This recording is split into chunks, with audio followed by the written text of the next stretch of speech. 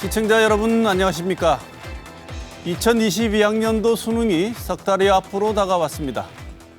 수험생들에게 8월은 대학별 수시 전형 대비와 수능 준비를 동시에 해야 하기 때문에 효과적인 공부법이 필요한 시점이기도 합니다. 특히 올해 문이과 통합 수능이 처음 시행되기 때문에 영역별로 전략적인 접근도 필요합니다. 또 코로나19 사태가 장기화하면서 수험생들은 백신을 맞고 어려운 여건 속에서 공부를 이어가야 합니다.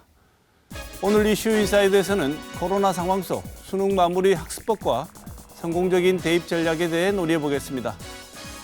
또 이재용 삼성전자 부회장의 가석방 특혜 논란 등 지난 한 주간 주목할 만한 뉴스도 살펴봅니다.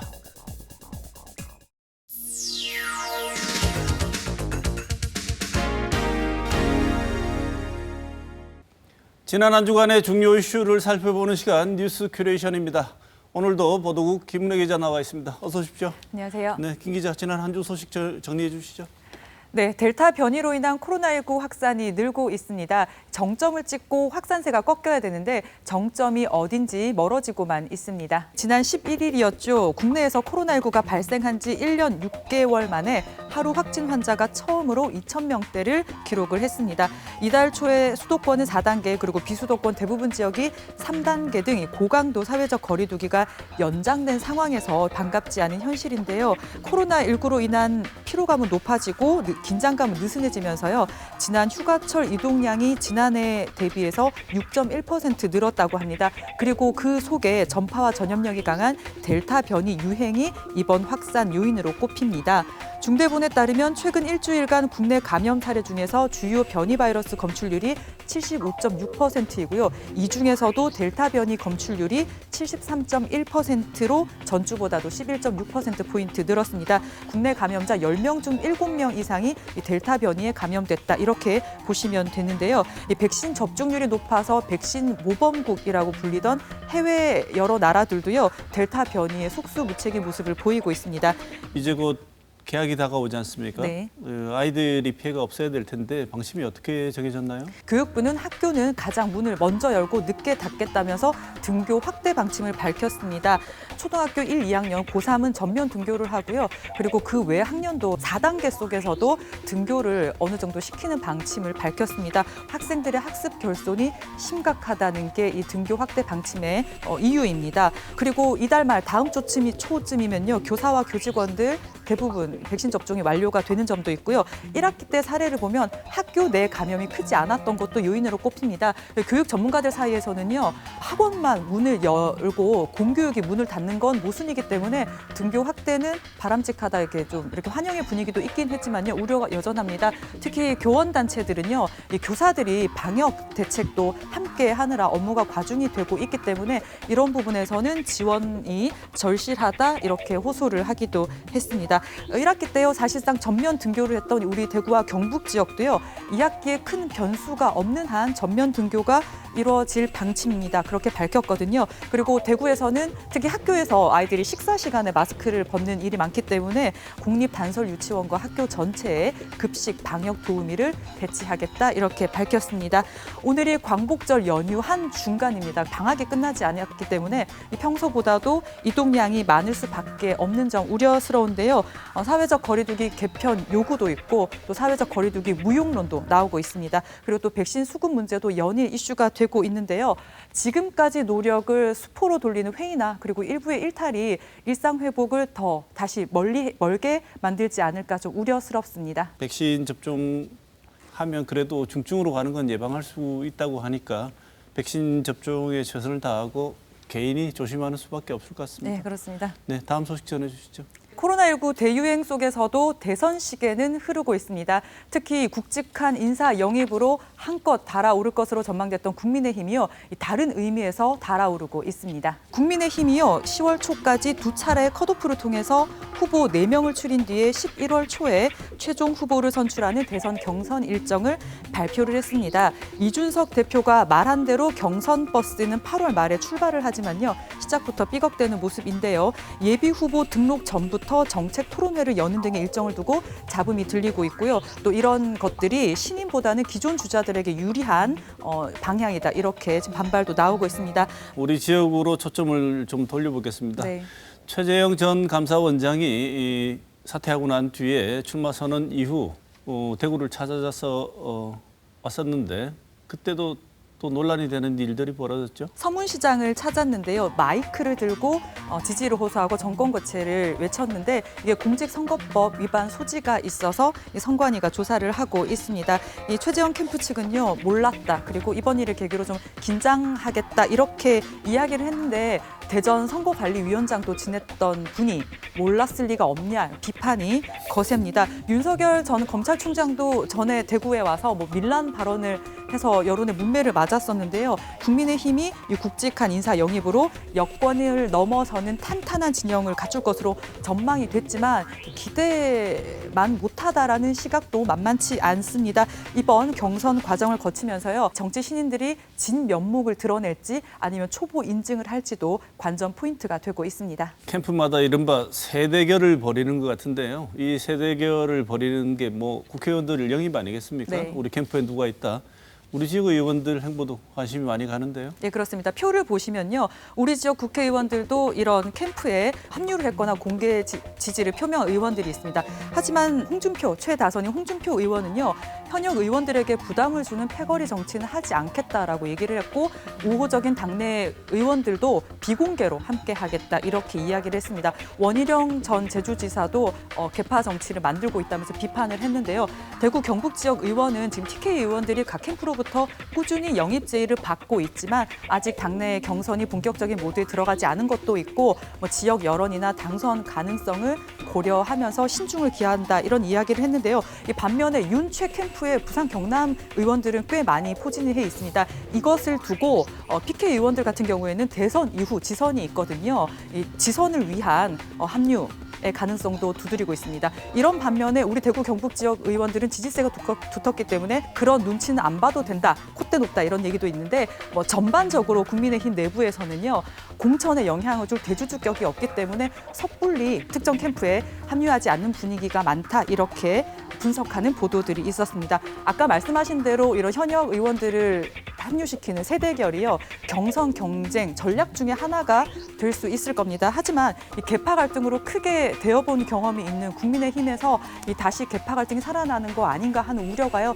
내부에서도 나오고 있거든요. 계파 정치 우려를 불식시키고 이 갈등 관리를 잘 해내는지도 중요한 과제일 것 같습니다. 정책에 대한 동지적 연대, 공감에서 이루어지는 게 아니라 유력 인사 뒤에 줄 잘 서는 것을 정치라고 부르는 거는 이제 그만 보고 싶습니다. 예. 네, 다음 소식 전해주시죠. 네, 이재용 삼성전자 부회장이 가석방 승인을 받고 출소를 했습니다. 하지만 논란은 여전합니다. 국정농단 사건에서 뇌물을 준 혐의로 징역 2년 6개월이 확정됐던 이재용 삼성전자 부회장이요. 재수감 207일 만에 조건부로 석방이 됐습니다. 이 법무부는 코로나19 장기화로 인한 국가적 글로벌 경제 상황과 그리고 여론, 수용 생활 태도 등을 종합적으로 고려를 했다면서 특혜는 아니다 이렇게 밝혔습니다. 지금 경제 상황이 안 좋으니까 이 부회장이 나와서 경영 활동을 하게 해줘서 경제를 좀 살리는 데 도움이 되도록 해야 되지 않냐 네. 이런 얘기를 하는데 여기에 대한 전망이 분분하다면서요? 예, 경제단체들은요. 지금도 특별 사면을 주장을 하고 있습니다. 이 부회장이 자유로운 경영 활동을 할 수 있도록 도와줘야 된다. 이렇게 이야기를 하고 있는데요.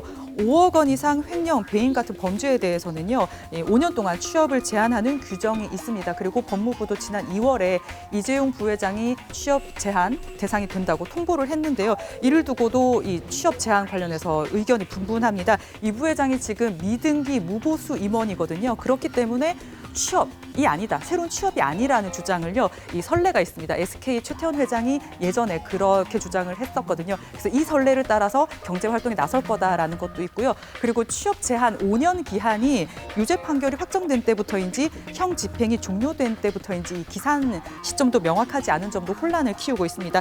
이번을 계기로 이 취업 제한 규정에 관한 명확한 해석 기준이 좀 필요하다. 이걸 만들 시점이 됐다. 이런 전문가들의 지적도 있었습니다. 통상적 일상적인 가석방 되는 내용들과는 분명히 다른 지점들이 있으니까 특혜 아니냐는 얘기가 나오지 않겠습니까? 예, 이 부회장은요, 지난달 말 기준으로 형기의 60%가량을 복역을 했는데요. 가석방 심의 기준이 복역률이 좀 낮아지긴 했습니다, 최근에. 하지만 통상 80% 이상을 복역을 해야 가석방이 됐는데 형기를 70%를 안 채우고 가석방된 사례는 최근 10년 동안 전체 인원의 0.4%고요. 이 부회장처럼 60%를 안 채운 사례는 0.08%였는데 이 대다수가 이 종교 때문에 병역을 거부한 사람들이었습니다. 맞춤형이라는 비판을 피할 수 없는 대목입니다. 그리고 법무부가요, 여론을 강조를 했었는데요. 일부에서는요, 답을 유도하는 설문조사, 언론을 동원한 여론몰이에 넘어갔다 이런 지적도 있고요. 법치가 돈치에 흔들린다 이런 비판도 여당 내부에서 나왔었습니다. 기름을 부은 게 황제의 보석을 받았던 사람도 이번에 가석방 됐다면서요? 이중근 부영그룹 회장이요, 157억 원 상당의 배임 등 12개 혐의로 1심에서 징역 5년을 선고받았다가 이 보석금 20억을 내고 경보석도 아니고 일반 보석으로 풀려나서 이 황제 보석이라는 비판을 받았었는데요. 2심에서 2년 6개월로 실형이 확정돼서 재수감이 된 상황에서 이번에 가석방이 확정이 됐는데 법무부는요, 이중근 부회장 측이 공개 동의를 하지 않아서 발표를 하지 않았다 이렇게 이야기를 하긴 하는데요. 이재용 부회장에 이어서 이중근 회장까지 가석방이 알려지면서 이 재벌 특혜라는 비판이 더 거세게 나오고 있습니다. 삼성이라는 글로벌 기업이 경영자 한 명 있고 없고로 흔들리지 않는다는 비판, 그리고 돈도 실력이라는 말에 분노했던 국민 감정도 잊어서는 안 될 것 같습니다. 지금까지 이번 주 주목할 만한 뉴스 짚어봤습니다.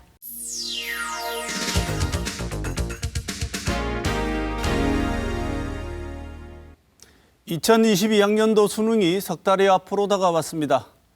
무더운 날씨와 코로나 4차 대유행까지 겹쳐 학습에 집중하기 어려운 상황이지만 수험생들이 남은 기간을 어떻게 보냈느냐에 따라 대입의 성패가 좌우되는 중요한 시기이기도 합니다. 특히 올해는 문이과 통합 수능이 처음 시행되는 만큼 영역별로 꼼꼼한 준비가 필수입니다. 오늘 시사톡톡에서는 석 달 앞으로 다가온 수능 시험과 성공적인 대입 전략은 무엇인지 살펴보겠습니다. 먼저 오늘 나와주신 두 분 패널 소개하겠습니다. 김원출 대구시 진학지도협의회 회장 모셨습니다. 어서 오십시오. 안녕하십니까. 차상로 송원학원 진학실장 모셨습니다. 어서 오십시오. 반갑습니다. 네. 자, 수능이 100일도 이제 채 남지 않았습니다. 올해는 작년에 이어서 코로나 상황이라서 수험생들에게는 부담이 이만저만이 아닐 것 같습니다. 무엇보다 코로나 상황에서 치르는 수능이기 때문에 수험생들이 지금 8월, 9월 대입의 성패를 가르는 시간을 보내고 있는데 여러 가지 측면을 고려해서 어떤 측면에서 8, 9월을 잘 보내야 하는지 먼저 짚어보고 뒤에 자세한 내용 또 살펴보겠습니다. 먼저 차성로 실장님께서 8, 9월이 왜 중요한지 좀 정리를 해주실까요? 네. 이 8월은 더위와 함께 어김없이 찾아오는 슬럼프를 경험하게 됩니다. 이 기대치에 못 미치는 모의고사 성적에 대한 불만, 그런 나른해지는 계절에 대한 학습 오염이나 심신의 어떤 활력이 크게 떨어지는 경우가 많습니다. 네. 성장을 도약해야 할 시기에 이런 귀중한 시간을 허비하고 학습자로 이어질 수 있는 분위기이기 때문에 분위기를 새롭게 만든다든지 학습 방법 변화를 줘서 슬럼프에서 빨리 빠져나와야 합니다. 네. 그리고 9월은 수시 지원에 필요한 준비를 해야 하는 시기인데 학과 탐색, 그리고 자기소개서 작성 등 많은 시간을 소요하고 있는데 실제 이제 수험생들이 6개 대학을 수시 원서 접수를 하고 나면 마치 합격할 것 같은 그런 기대감 때문에 들뜬 경우로 인해 가지고 수능에 소홀히 하는 경우가 많습니다. 네. 그리고 실제 10월 되게 되면 수능 50일 저리게 되면 누구나 다 열심히 하기 때문에 격차를 벌이기가 힘듭니다. 네. 그래서 느슨한 8, 9월에 체계적이고 그리고 이제 구체적으로 학습 계획을 세워서 실천한다면 아마 폭발적인 성적 향상이 이루어질 수 있는 시기이기 때문에 이 시기를 중요한 시기라고 봅니다. 네. 오히려 일부 학생들에게 있어서는 대부분의 학생들이 이렇게 집중하지 못하는 시기에 성적을 오히려 이전보다 한 단계 뛰어오르게 할 수 있는 좋은 기회가 될 수도 있을 것 같은데요. 네, 김원출 선생님, 수능 다가오면 학생들이 교실에서 직접 보시게 되면 이 수시 원서 쓰면 원서쓴 학교가 벌써 내 학교가 된 것처럼 이런 느낌을 가지고 애들이 좀 마음이 붕 뜨는 것도 사실이죠. 네, 그렇습니다. 그래서 이게 자칫 이때 마음을 다잡으면 정말 좋은 기회가 될 수도 있을 것 같은데 남은 석 달, 달별로 이렇게 뭐 굳이 나눠서 보자면 주의해야 될 점, 어떤 전략으로 임해야 될지 선생님 말씀을 좀 주실까요? 예. 이제 앞으로 남은 기간을 이제 3단계로 나누어서 학습하는 것이 효과적일 겁니다. 1단계는 9월 1일 날 9월 모평이 있습니다. 9월 모평 이제 성적표가 나오기 전인 9월 29일까지로 요 기간에는 이제 영역별로 취약한 부분을 EBS 연계 교재와 이미 시험을 치른 3월 학평, 4월 학평, 그다음에 6월 모의평가, 7월 학평을 활용해서 부족한 부분을 채워 나가야 합니다. 그리고 2단계는 9월 모평 성적표를 받는 9월 30일부터 해서 수능 2주 전인 11월 3일로 요때 이제 6월과 9월 모평에서 틀린 문제에 대한 분석 그리고 새로운 유형에 대한 풀이법을 익히고 수능 기출 문제를 풀면서 이제 수능 유형에 이제 익숙해져야 되겠습니다. 네. 그리고 마지막 3단계로는 11월 4일부터 이제 수능 전날인 11월 17일까지입니다. 이때는 이제 새로운 내용을 공부하기보다는 지금까지 공부를 자신의 것으로 만드는데 총력을 기울여야 할 것 같습니다. 그러니까 미리 준비해둔 오답 노트나 정리 자료를 통해서 체력 점검을 하는 시기라고 보면 되겠습니다. 네. 이렇게 보면 9월 모평이 수험생들에게 6월 모평과 더불어서 가장 중요한 시험이 두 개의 모의고사라고 할 수 있는데 이 두 개의 모의고사가 중요시되는 이유는 그만큼 학교 선택을 하거나 입시 대책을 세우는 데 중요한 가이드가 되기 때문에 그럴 것 같습니다. 다음 달 1일 치러지는 수험생들이 9월 모평에 바짝 신경을 쓰고 있을 것 같은데 차상훈 실장님, 네. 9월 모의평가 본인의 좋은 지표와 자료로 삼기 위해서 어떤 준비를 해야지 본인한테 도움이 되는 모의평가가 될 수 있을지 조언을 좀 해주시죠. 네. 선택과목이 도입된 뒤 졸업생까지 응시한 첫 시험이 6월 모의평가는 전반적으로 어렵게 출제되기 네. 때문에 중상위권과 최상위권까지 당황했는 것으로 보입니다. 이 새롭게 도입된 수능 제도에 아직 적응하지 못한 것이 아마 상당 부분 영향을 끼치지 않았나 이렇게 보여집니다. 그래서 네. 이번 9월 모의평가를 통해서 수능 시험에 대한 감을 완전히 잡아야 합니다. 이번 9월 모의평가는 수능 전 마지막 점검 기회이기 때문에 3월부터 지금까지 모의고사에서 나타난 어떤 취약한 부분, 단원들을 깊이 파고드는 자세가 필요하다고 봅니다. 이 약한 과목을 중심으로 주요 개념을 다시 한번 숙지하고 자주 틀리는 문제를 정리하면서 그 문항에 대하여 개념과 교과 단원을 특별히 신경 써서 준비해야 될 것으로 보입니다. 그리고 9월 모평 직전에는 실제 수능 시험에 맞춰가지고 기출 문제를 활용해서 몇 차례 모의 훈련을 해보는 것도 아마 네. 좋을 것으로 보입니다. 네. 지금 9월 모평 결과가 나오면 이 결과를 토대로 수시와 정시 입시 전략을 선택을 해야 될 텐데요. 요즘 그 입시는 시험도 물론 잘 쳐야 되지만 그게 제일 중요한 지점이지만 입시 전략을 어떻게 세우는가에 따라서 성패가 상당 부분 결정될 수도 있는 입시 제도가 아니겠습니까? 네, 그렇습니다. 그래서 이제 수시를 어떻게 할 것인가, 정시를 어떻게 할 것인가에 따라서 모의고사 결과를 받아들고 본인이 전략을 세워야 될 텐데 모의고사 결과가 나왔습니다. 자, 그 결과를 토대로 수시 전략, 정시 전략을 어떻게 세워야 될지 한번 살펴보겠습니다. 수시 전략 먼저 한번 살펴보죠. 김문철 예. 선생님, 수시 전략을 어떻게 세워야 될까요? 9월 1일 날 9월 모평을 실시를 하고 실제 성적표는 9월 30일 날 나옵니다. 그런데 수시 지원은 9월 10일부터 해서 9월 12일에 이루어집니다. 그러니까 학생들이 실제 성적표를 받기 전에 수시 지원은 이미 마감이 된 상태입니다. 네. 그래서 대구 진협에서는 9월 6일 월요일 날 9월 1일 날 친 그 모의평가에 대한 성적표와 가채점 배치표를 제공할 예정입니다. 네, 네. 그것을 바탕으로 학생들이 이 수시 지원을 좀 생각했으면 좋겠는데요. 그래서 일단은 학생부 성적과 6월 모의평가 성적, 9월 모의평가 성적을 비교해서 수시 지원을 결정하는 것이 바람직할 것 같습니다. 그래서 학생부 성적이 모의평가 성적보다도 우수한 경우에는 수시 합격에 이제 초점을 두고 이제 안정 지원에 해야 될 것 같고요. 그다음에 반면에 학생부 성적과 모의평가 성적이 비슷하고 모의평가 성적이 이제 상승 추세라면은 수시 합격의 가능성과 함께 정시 지원도 염두에 둔 적정 지원을 그리고 반면에 이제 모의평가 성적이 우수한 경우에는 정시 합격에 초점을 맞추어서 수능 최저 기준이 높은 전형이나 수능 이후에 논술 전형에 지원하는 것이 좋은 선택이라고 생각합니다. 네. 정시 지원 전략은 어떻게 준비를 해야 될까요? 차 실장님? 보통 이제 정시에 준비하는 학생들은 뭐 대학별 고사가 준비되지 않았다든지 네. 그리고 내신이 좋지 않은 반면에 모의고사 성적이 대부분 잘 나오는 학생들이 준비하는 경우가 많습니다. 네. 올해는 또 정시 선발의 경우 상위권 대학들이 정시 선발이 늘었고 정시에서는 수능만으로 선발을 하기 때문에 아마 수능이 절대적인 당락을 좌우하기 때문에 학생들은 지금 시점에서 수능에 아마 올인을 해야 될 것으로 보입니다. 또 수능 성적이 잘 나올 경우를 대비해서 수시에 지원을 하되 정시를 염두에 두고 네. 소실 지원하는 전략도 필요할 네. 것으로 보입니다. 네. 참 복잡한 방정식이라는 생각이 드는데 일선 현장에서도 굉장히 힘드시겠지만 학부모님도 힘드실 것 같아요. 뭐가 이렇게 복잡한가 이렇게 하시는데 오늘 두 분 말씀을 잘 들으시고 전략을 세우시는 게 점수 잘 받는 것만큼 중요하다고 생각이 듭니다.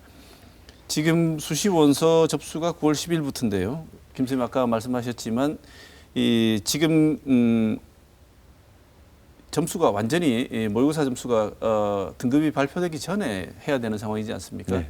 그리고 학교별로 특징이 굉장히 복잡하고 다양한 전형이 있기 때문에 이 전형들이 어떤 게 있는지를 알려주기 위해서 예년에 코로나 이전에는 박람회 같은 거를 학교별로 개최를 해서 학교별로 설명을 들을 수 있는 기회도 있었고 하는데 올해는 다 작년도 그렇지만 다 취소되지 않았습니까? 이렇게 되면 내가 6개를 쓰는데 어떻게 포트폴리오를 짜서 어떤 학교, 어떤 전형에 내야 될지 사실은 그 정보를 얻기가 굉장히 힘든데 수시 포트폴리오 전략을 좀 알려주실까요? 네. 올해 2022 대입 수시 모집에서 가장 주목할 대목은 서울 15개 대학의 추천 형식의 이제 교과 전형이 1,400여 명이 증가했습니다. 반면에 학생부 종합 전형은 작년에 비해서 한 3,200명이 감소한 부분입니다. 이 점이 가장 달라진 부분이라고 얘기할 수가 있고 네. 이 부분이 바로 이제 수시 지원에서 큰 영향력을 발휘할 것 같습니다. 그래서 서울 15개 대학 중 이제 건국대를 제외하면 추천 인원에 제한이 있는 추천을 받게 돼 있습니다. 그렇게 되면은 이제 제한된 학생들이 추천을 받게 되고 지원을 함으로써 경쟁률의 일부 하락 그리고 이제 이 교과 전형은 대부분 이제 이 높은 충원율이 있었습니다. 이런 점을 감안한다면은 과거에는 작년까지는 좀 기계적인 도식을 적용했습니다. 교과 전형은 안정 지원, 종합 전형은 이 상향 지원 네. 이런 도식을 적용했는데요. 올해는 조금 더 교과 전형에 초점을 맞춰야 될 것 같습니다. 교과 전형에서 안정 지원도 하면서 소신과 상향 지원까지 그래서 석장의 원서를 그리고 이제 종합 전형과 논술 전형에서 소신 상향을 포함해서 역시 석장의 원서를 구성하면은 만족할 만한 결과를 만들어낼 수 있을 거라고 생각합니다. 네. 학생부 교과 전형은 대부분 대학에서 학생부 교과 성적을 반영하고 비교과 성적을 반영하더라도 미미합니다. 영향력이 없기 때문에 실제적으로 학생부 교과 성적을 기준으로 지원 가능 대학을 아마 결정해야 될 것 같습니다. 요즘 입시 결과는 대부분 대학 홈페이지 입시 결과를 올려놓고 아니면 이제 대입 정보 포털 어디가에 수록되어 있습니다. 공개되어 있기 때문에 학생부 교과 전형은 다른 전형에 비해 가지고 교과 전형에 따른 합격 예측을 하기가 용이합니다. 네. 그래서 성적대에 맞춰 가지고 적정하게 지원하면 될 것 같습니다.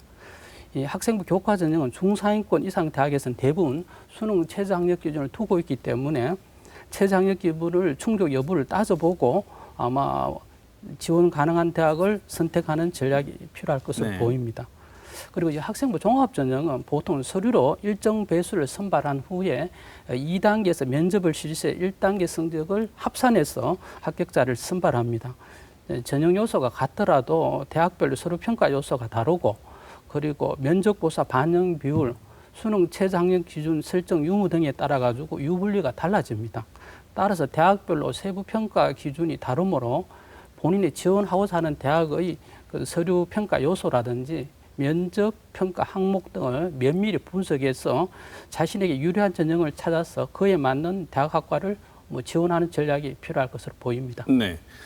둘 다 수시 전략이라고 하더라도 수시 전형이라고 하더라도 학생부 교과 전형 같은 경우에는 포커스를 좀 두어야 될 부분이 내가 최저 학력 기준을 통과할 수 있는가가 전형가 훨씬 중요한 지점이고 학생부 종합전형은 학교별로 다 다른 가중치를 두기 때문에 내가 가장 좋은 점수를 받을 수 있는 학교별 가중치 포인트가 어딘지를 확인하는 게 훨씬 더 중요한 지점이다. 이렇게 말씀 주셨습니다. 김 선생님, 근데 올해는 또 자기소개서 받지 않는 학교들이 많이 늘어났죠? 네, 그렇습니다. 학생들 부담 상당히 줄었을 것 같은데 어떻습니까? 네, 그렇습니다. 지역의 대학들 같은 경우도 이제 학생들이 보통 이제 남학생들 같은 경우는 자기소개서 쓰는 것을 상당히 부담스러워합니다. 그런 부분들에서 완화가 되었고, 이거는 이미 이제 2024 대입부터는 이제 자소서가 완전히 폐지가 됩니다. 그게 이제 선행 작업이라고 보시면 될 것 같습니다. 그래서 올해 같은 경우 이제 서울 지역은 이제 고려대, 서강대, 한양대, 한국외대가 이제 폐지를 했고요. 전국에 이제 10개 이 모든 교대들도 폐지를 했습니다. 네. 그리고 지방 거점 국립대학들도 이제 충북대 이제 이 종합전형 2 요것만을 남겨두고 나머지도 역시 이 자기소개서를 폐지를 했습니다. 네. 그러니까 이제 자기소개가 폐지가 되다 보니까 이제 부담은 줄어들었는데 반면에 학생부가 조금 미비한 학생들한테는 자소서가 없는 것이 조금 아쉽다라고 볼 수가 있습니다. 네.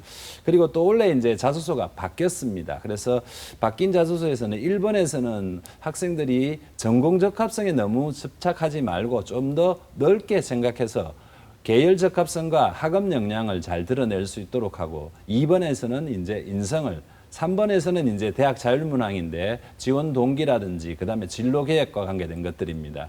이런 부분들을 이제 사례 중심으로 해서 활동의 그러한 동기, 과정, 결과 그리고 그 의미와 변화를 담아서 작성하면은 좋은 평가를 받을 수 있을 것입니다. 네. 또 하나 있습니다. 네. 이 자기소개서 문항이 기존에 4개 문항 5,000자에서 3개 문항 3,100자로 축소되었습니다. 자소서 1번, 2번 문항이 이제 하나로 통합이 되었고 자기소개서 글자 수가 대폭 줄어들었기 때문에 수험생에서는 부담은 줄어든 것 같지만은 네. 인상적인 활동을 작성해야 되는 그런 부분은 더욱더 심해졌다고 아마 네. 볼 수 있겠습니다. 올해 논술 전형 실시하는 대학이 좀 늘었다죠? 네. 예, 늘었는데 이 대학이 논술만 아까 제가 김 선생님한테 질문을 드렸습니다만 어떤 학생들 같은 경우에는 나는 내신 성적도 별로고 그래서 그냥 그 대신 그 논술 전형에서 요구하는 맨 마지막 그 최저학력 기준을 통과할 수 있는 자신은 좀 있는 것 같은데 그러면 수시에 다른 것 말고 나는 논술을 다 쓰고 수능 잘 보겠다 이렇게 생각하는 학생들도 없잖아. 주변에서 이제 얘기를 좀 듣습니다. 그렇다면 논술이 어떻게 보면 그런 학생들한테는 중요한 대안이 될 수도 있을 텐데요. 차 실장님, 지금 남은 기간 이 논술 관련해서 어떤 준비를 해야 될까요? 예, 원래 이제 논술 전형을 실시하는 대학은 전년도보다 3곳 늘었습니다. 당일에 적성고사 전형을 실시하던 고려대 세종 캠퍼스 그리고 가천대, 수원대가 논술 전형을 선발함을 해가지고 대학 수는 늘었습니다만은 선발 규모는 상위권 8개다 연세대, 서강대, 성대가 선발을 줄였기 때문에 상위권 대학의 논술 지원으로 아마 합격하기는 그만큼 문이 좁아진 셈이라고 네. 볼 수 있습니다.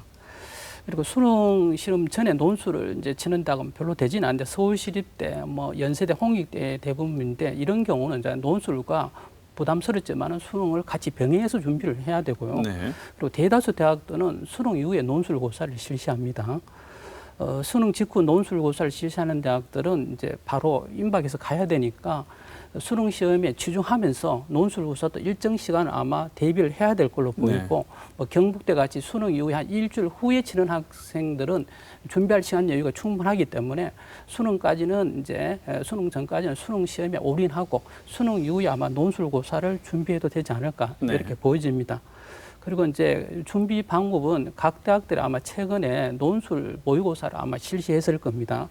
그 논술 모의고사가 원래 그대로 출제될 가능성이 많기 때문에 출제 방식의 유형을 살피고 그리고 이제 거기에 대한 감각을 익히는 게 중요합니다. 또한 이제 모의 논술 특강 영상이라든지 해설지, 참고 자료 등도 챙겨서 아마 학습하는 게 좋지 않을까 이렇게 보입니다. 아까 앞에서 얘기하셨는데 학생들이 논술을 실제적으로 많이 지원을 합니다. 근데 이제 수능으로 갈 수 있는 경우도 간혹은 있습니다. 지난해 이제 제가 경북대 자연계학과 10개 학과 정도를 분석을 해봤는데 작년에 이제 최저가 경북대는 세계 합이 8입니다. 네.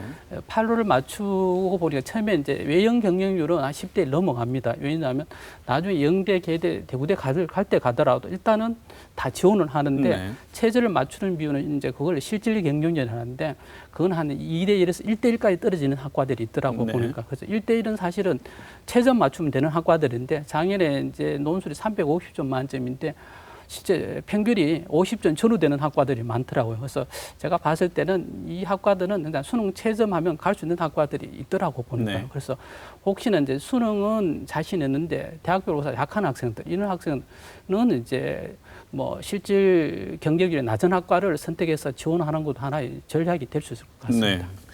마지막 안전 장치로 논술을 한번 고려해 볼 수도 있다는 말씀을 주셨습니다. 그리고 현장에서 선생님 분석을 해보시면 각 대학별로 기존에 올해 모의고사 그러니까 논술을 이렇게 볼 것이라고 각 학교에서 제시하는 모의 논술 형식이 제일 준비하는 데 도움이 되는 형식이 맞습니까? 예, 그거와 더불어서 이 3월 말이면은 각 대학교 입학처 홈페이지에 보면은 선행학습 영향평가 보고서라는 게 나와 있습니다. 네. 거기에 보면은 그 이제 기출 문제도 나와 있고, 그다음에 출제 의도, 출제 방침, 채점 기준 이런 부분들, 그다음에 예시 답안까지 있습니다. 이런 분들을 참고해서 공부하면 좋을 것 같고요. 네. 최소 시험 치러 가기 전에는 이런 기출 문제를 최근 3년 정도는 풀어보고 가는 것이 좋겠습니다. 네. 근데 그거 이상의 투자는 사실은 공부하는 데 더 투자하는 게 낫겠죠? 예, 그렇습니다. 네. 역시 또 체제를 맞춰야 되니까. 네.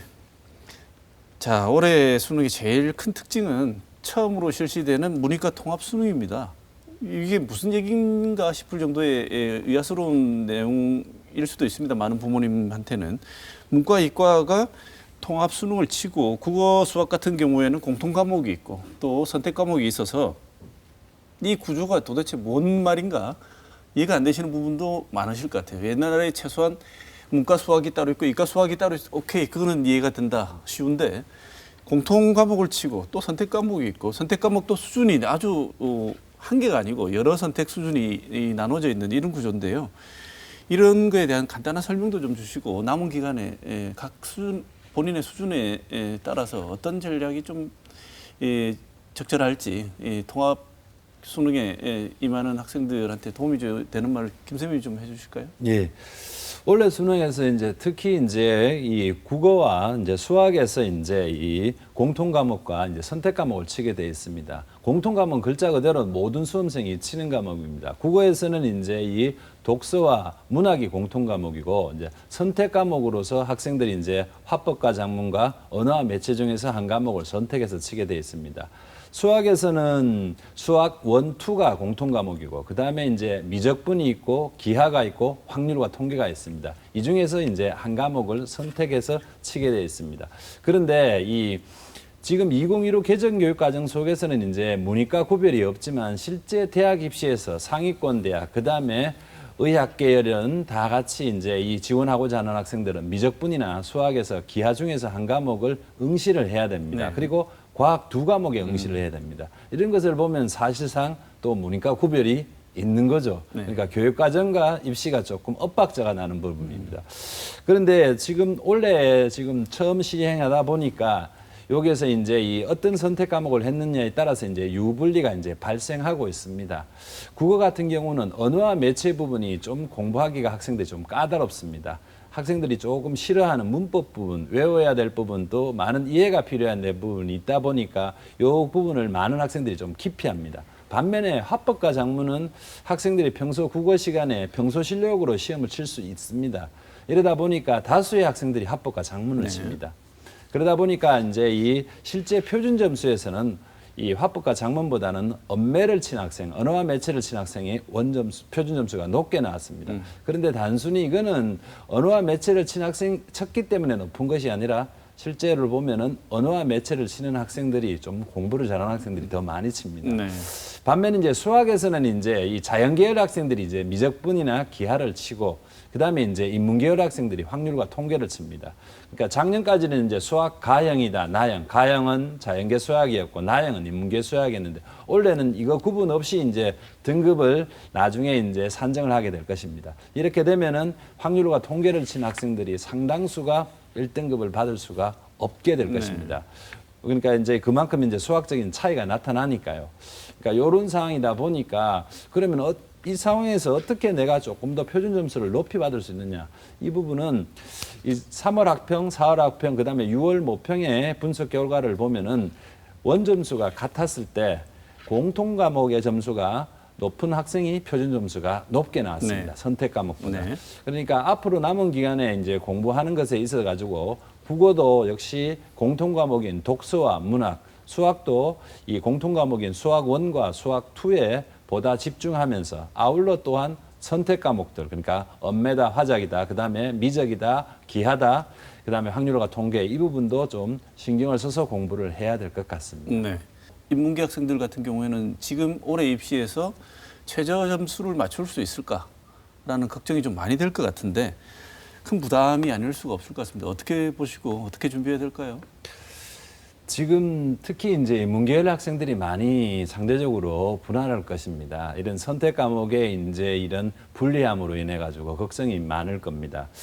그런데 이 확률과 통계를 선택한 수험생들의 그러한 이 불리함이라는 것은 이미 예견된 것이었습니다. 왜냐하면 이제 미적이나 기하를 치는 학생들보다는 당연히 이제 떨어질 것이라는 것을 알고 있었던 부분이고, 그다음 또 이제 이 자연계열 수험생들이 이제 인문계열로 이제 교차 지원이 증가할 것이라고 예상하는 것들로 인해서 지금 인문계열 학생들이 상당히 동요하고 걱정이 많지만 이 부분에 대해서 좀 인문계열 학생들이 좀 달리 생각을 해줬으면 좋겠습니다. 네. 이 선택 과목의 불리함은 지금 어쩔 수가 없는 상황입니다. 그리고 또 이 교차 지원, 상위권 학생들, 자연계열 상위권 학생들의 교차 지원도 아직 다가오지 않은 불안한 예상입니다. 그러니까 이 다가오지 않은 불안한 예상으로 고민하지 말고 지금 주어진 상황 속에서 내가 할 수 있는 최선이 무엇이냐는 이 부분을 가지고 공부를 해줬으면 좋겠습니다. 네. 그러면은 본인이 기대한 것보다는 더 나은 결과가 나올 수 있을 거라고 생각합니다. 네. 어차피 다가오지 않은 일 고민하느니 지금 눈앞에 펼쳐진 공부를 열심히 해서 성적을 올려놓는 게 더 중요하다 이런 말씀이신 것 같은데 그러면 성적 올리는 학습 전략 어떤 건지 한번 두 분께 여쭤보겠습니다. 고민하지 말고 성적 올리는 게 훨씬 중요하다. 다 입장이 좀 다를 것 같은데요. 상위권, 중위권, 하위권 이 차이 나는 점수대별로 학습해야 되고 준비해야 되는 내용이 조금 달라지는데 먼저 상위권 학생들 어떻게 준비를 해야 될지 차 실장님. 네. 이 상위권 기본 문항을 최대한 빠르고 정확하게 푸는 연습을 통해서 실수를 줄이고 고난도 문항을 풀 시간을 확보하는 연습을 자주 해야 됩니다. 국어는 독서를 중심으로 고난도 문항을 대비를 철저히 하고 수학은 킬러 문항, 요즘 최근에 이제 중킬러 문항들이 많이 나오기 때문에 그런 문항에 대한 학습을 반드시 진행하고 영어는 절대평가이기 때문에 부담은 감소했지만은 그래도 빈칸 추론 같은 경우 어려운 문제의 대비는 꾸준히 아마 해서 실전 감각을 유지하는 게 필요할 것으로 보여집니다. 네. 주로 킬러 문항하고 가장 어려운 문항을 어떻게 풀 수 있을지에 대해서 집중을 하는 게 상위권 전략이면 중위권이나 하위권 같은 경우에는 전략이 어때야 될까요, 김 선생님? 중위권은 이제 상위권 학생들은 이제 개념에 대한 이해가 이미 된 상태입니다. 하지만 중위권 학생들은 아직 개념에 대한 이해가 부족합니다. 그런데 이 중위권 학생들은 잘못된 학습 습관을 가지고 있습니다. 자신 있는 과목에 집중을 하려고 하고 취약 과목을 좀 게을리하는 부분들이 있습니다. 이 점을 바로 잡아야 될 것 같습니다. 그러니까 이제 취약한 부분에 대해서 이제 개념 이해를 중심으로 하면서 자신 있는 과목을 공부를 병행하는 방법으로 가야 될 것 같습니다. 그래서 올해 같은 경우는 EBS 연계 교재가 이제 이 간접 연계, 그다음에 연계율도 50%로 이제 축소가 되다 보니까 이 수험생들이 과거에 비해서 EBS 연계교재의 중요성을 좀 소홀히 생각하고 있는 경향이 있습니다. 하지만 그렇지가 않습니다. 대학 입시에서 연계율은 낮아졌지만도 EBS 연계교재는 기본서라는 것을 생각을 하고 공부를 해야 될 것 네. 같고요. 그다음에 또 이제 수능 기출 문제를 반복해서 공부함으로써 이제 수능 유형에 익숙해져야 됩니다. 그리고 하위권 학생들은 지금 시기가 되다 보면 이제 늦었다, 올해는 수능 포기다 이렇게 생각하지 말고 단원별로 이제 개념부터 정리하고 그리고 그 단원과 관계된 이 수능 연계 교재와 그다음에 수능 기출 문제를 하나씩 풀어나가도록 네. 했으면 좋겠습니다. 이렇게 개념을 익히면은 풀 수 있는 문제가 많아지고 점수도 확연히 달라질 수 있습니다. 네. 그러면 이제 점수대별로는 두 분께 말씀을 들어봤는데 짧게 이 영역별로 또 이 집중해야 되는 부분이 있을 것 같습니다. 차 실장님, 네, 네. 수학 탐구 영역은 뭐에 집중해야 된다 남은 기간 동안 이 부분을 집중적으로 점검해라고 말씀해주고 싶은 내용을 좀 알려주시죠. 네, 네. 수능 수학은 수학적 원리를 알고 개념을 이해하고 있으면 풀 수 있는 문항들과 그리고 각 단원을 연계한 단원 통합 문항들이 골고루 출제될 것으로 보여집니다. 특히 수학은 다른 과목에 비해 어렵기 때문에 중간에 포기한 학생들이 많이 있습니다. 수학을 포기해버리게 되면 실제적으로 다른 과목에서 성적을 극복하기 힘들기 때문에 끝까지 최선을 다해야 됩니다. 그리고 수학은 매일 일정 시간을 투자해서 일정하게 공부를 해야만이 성적을 유지할 수 있기 때문에 하루에 한 20문제, 20문제, 30문제씩 풀어본다는 그런 어떤 계획성 있게 공부를 해야 될 것으로 보여집니다. 네. 그러면 국어 영어는 또 어떻게 될까요, 김 선생님? 자, 국어는 원래 지금 국어도 그렇고 이제 영어도 그렇고 조금 만만치 않을 것 같습니다. 국어 같은 경우는 이제 수능 특강, 수능 완성을 기본으로 해서 공부를 하고 그다음에 이제 6월 모의평가, 9월 모의평가 문제도 풀어보고 그다음에 모의평가와 수능 기출 문제를 활용해서 매일 2개, 3개의 지문을 제대로 이해하고 푸는 연습을 해야 될 것 같습니다. 그리고 또 6월, 9월 모의평가에서 틀린 부분에 대한 분석이 있어야 될 것 같습니다. 그리고 자신의 잘못된 문제 접근법, 풀이법을 수정하는 것이 중요할 것 같습니다. 네. 그리고 영어 영역입니다. 영어 영역이 이제 절대 평가지만 지난 6월 평가회 때 1등급을 받은 학생들이 한 5.5% 정도밖에 안 됩니다. 반면에 작년 수능에서 1등급을 받은 학생은 한 12.6%였습니다. 이게 이 간접 연계로 바뀌다 보니까 실질적으로 수험생들의 영어 실력에 민낯이 드러나는 것 같습니다. 네. 그러므로 이제 이 영어 영역에 있어서도 수험생들은 수능 특강과 수능 완성을 기본적으로 공부하면서 낯선 지문에 대한 적응력을 길러야 될 것 같습니다. 그리고 전통적으로 이제 고난도 문제에 속하는 빈칸 추론, 문장 삽입, 글의 순서, 어법 문제 이런 부분에 대해서 좀 집중적인 학습이 필요하리라고 생각합니다. 네.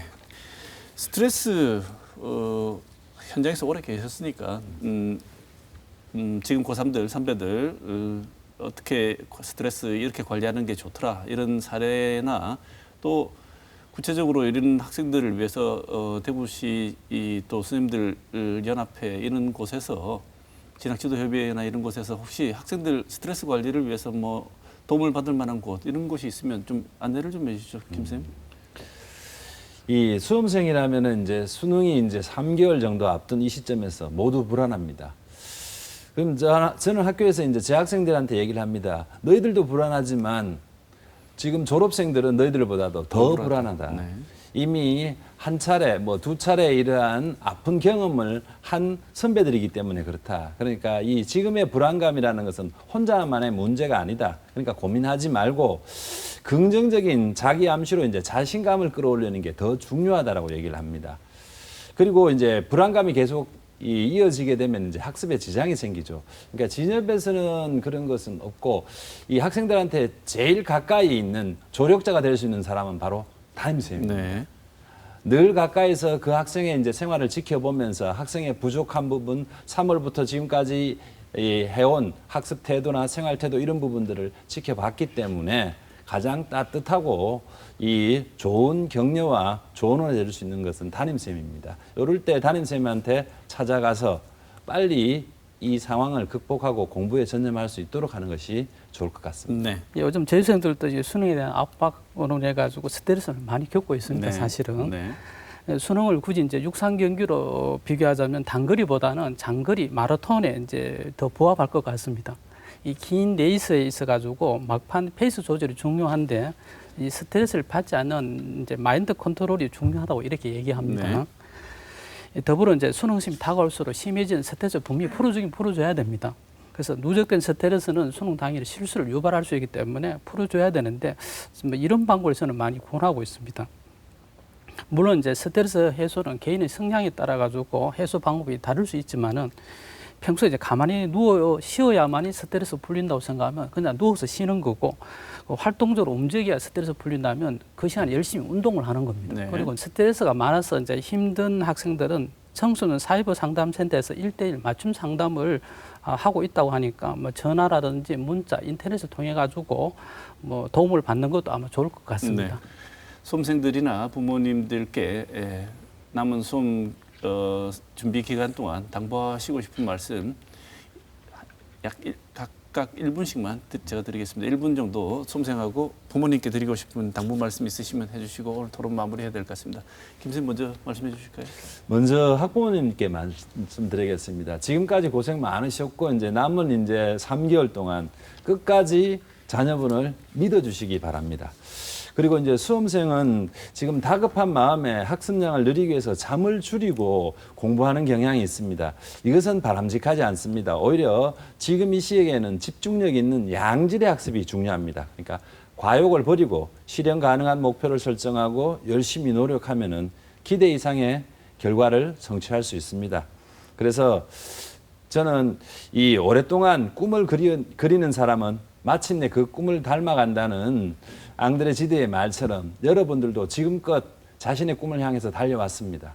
올해 2022 대입에서 좋은 결과 있기를 기원합니다. 네. 지금부터 컨디션을 최상으로 끌어올리는 것이 중요하기 때문에 충분한 수면 시간을 확보하고 코로나19 검사 자체만으로 스트레스를 받을 수 있기 때문에 수험생은 물론 함께 거주하는 가족 모두 건강에 유의해야 될 것으로 보입니다. 특히 이제 부모가 흔들리면 시험을 보는 수험생이 더 긴장하고 불안해진다는 점을 잊지 말고 아이가 안쓰럽다고 너무 이제 지나치게 걱정하거나 그리고 초조해지지 않았으면 합니다. 네.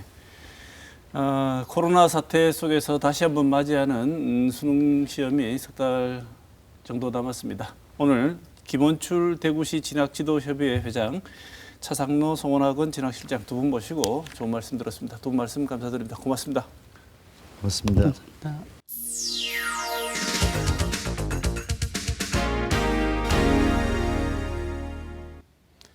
우여곡절이 많았던 도쿄올림픽이 마무리되었습니다. 경기에 나선 선수들을 보면서 이전과는 조금 달라진 느낌을 받은 것은 저만이 아닐 것입니다.